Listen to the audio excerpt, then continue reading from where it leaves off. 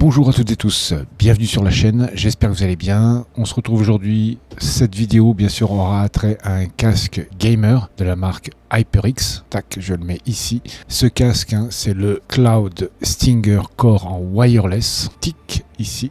Il est blanc, je vais vous montrer la boîte, vous allez voir, c'est celui-ci, il a une particularité. Vous allez voir que ce casque est très bien pour des gamers qui veulent ne plus régler leur console ou leur espace de jeu. Alors déjà, vous pouvez voir que la boîte est très bien faite.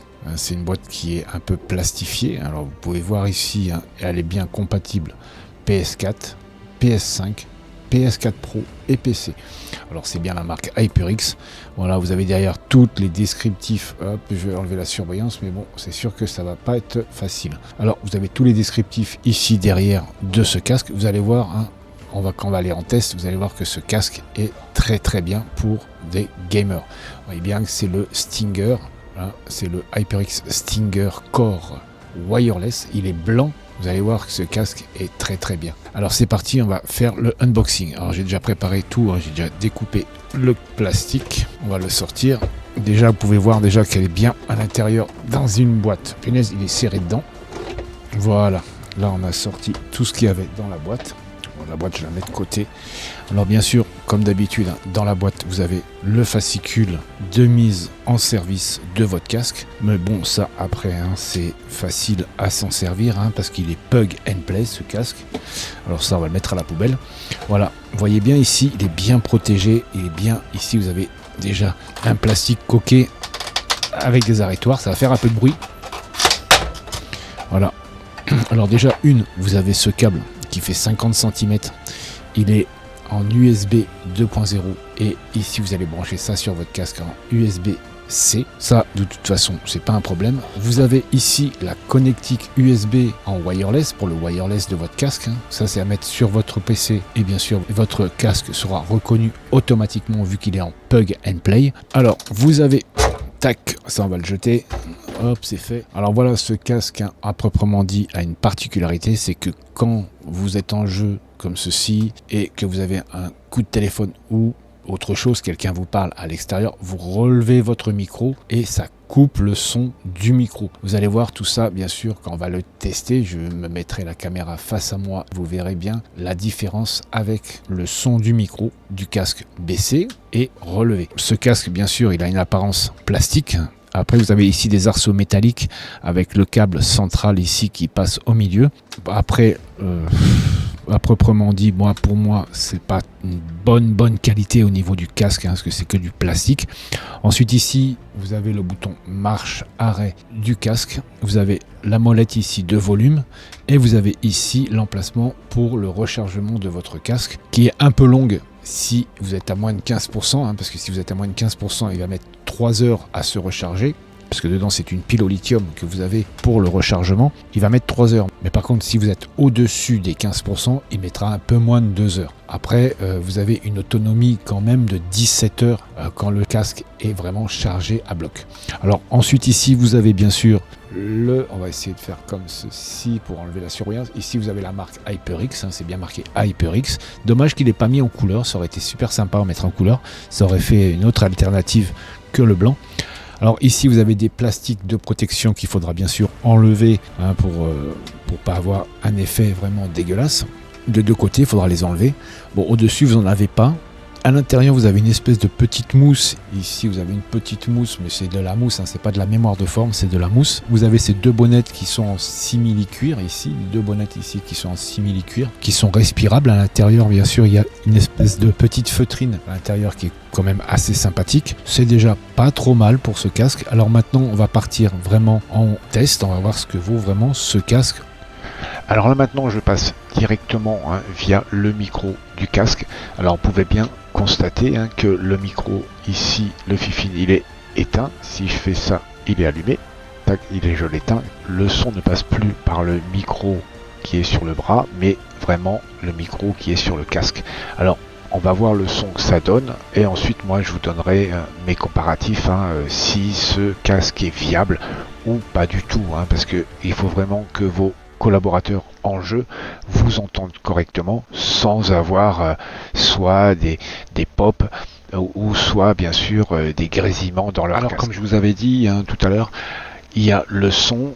Je vais remonter le micro et vous allez voir que le son va se couper automatiquement. Je remonte doucement le micro. Voilà, je rebaisse le micro, là le son est réactivé. C'est-à-dire que vous avez, quand vous levez le micro, automatiquement le son se désactive pour que vous puissiez être vraiment tranquille sans avoir à toujours toucher une molette ou un bouton mute que vous avez sur le casque. Ça c'est vraiment désagréable à chaque fois que vous devez chercher votre bouton mute sur le casque, mais là automatiquement vous levez votre micro. Et vous avez plus de son bien sûr comme je disais si vous levez votre micro. Mais ça c'est très très bien, c'était un très bonne invention qu'ils ont faite sur leur casque. Ils devraient le faire sur tous leurs casques. Alors maintenant on va passer au pour et au contre de ce casque pour voir vraiment ce que vaut vraiment ce casque et s'il vaut vraiment le coup d'être acheté et aussi le prix qu'il vaut. Allez c'est parti. Alors, pour les positifs, vous avez pu constater déjà que je porte le casque depuis un bon moment, depuis déjà la vidéo, plus ce que j'ai testé avant. Je peux vous dire que ce casque est hyper léger, on le sent même pas sur les oreilles, un peu trop serré à mon goût au niveau des tempes, mais ça après c'est juste un réglage à faire via les arceaux du casque, mais sinon sans ça, il n'y a rien à dire, il est ultra léger. Après, son poids exact est de 244 grammes. Vous pouvez imaginer, 244 grammes, c'est très peu pour un casque. Ça, c'est déjà dans ses positifs. Toujours dans les positifs, vous avez son autonomie, l'autonomie de ce casque qui est de 17 heures non-stop. C'est-à-dire pendant 17 heures vous pouvez jouer, mais je crois pas que vous allez jouer pendant 17 heures, à part si vous êtes vraiment un gamer e-sport. Mais sinon, sorti de ça, je crois pas que vous sortirez 17 heures d'affilée en le laissant brancher sur votre tête. Bon, après, chacun voit midi à sa porte, comme on dit, mais déjà, vous l'utilisez, on va dire 10 heures par jour, c'est extrêmement suffisant. Vous le mettez en charge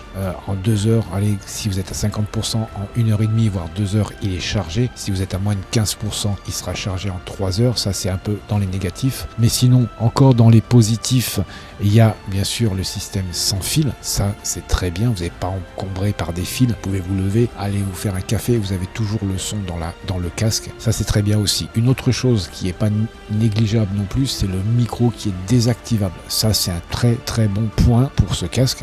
Il est désactivable. Ça, c'est très bien. Vous n'avez pas à chercher sur votre casque où est le bouton mute. Ça, c'est très bien aussi.